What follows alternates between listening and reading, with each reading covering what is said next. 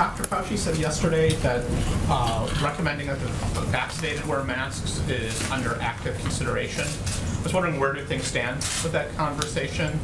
And then also COVID-related, considering that administration is not moving at the moment to lift the restrictions on travel because of the Delta variant, is the administration wearing broader recommendations on telling Americans, and I know there are some places like the UK, but don't go?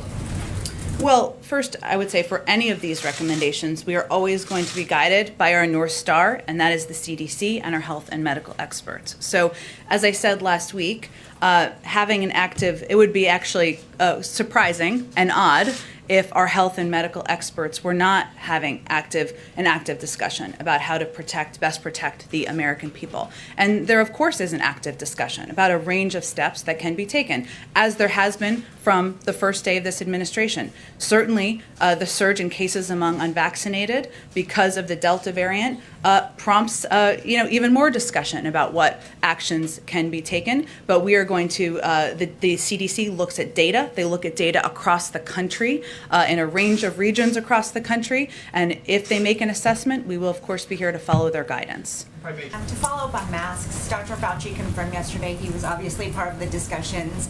Is President Biden part of the discussions as well regarding whether to bring back the recommendations and or any of his economic advisors? Just trying to understand who's making the decision. Well, the president receives regular updates from his COVID team, but the guidance or the discussions are primarily between the health and medical experts about how we should proceed from here to address the rising cases from the Delta variant among unvaccinated and protect the American public. Is there anything you can share about what they are considering? What are the pros and the cons for re-recommending masks for vaccinated people? We don't look at it through that prism, and they don't make these decisions or recommendations based on politics. They make them based on data.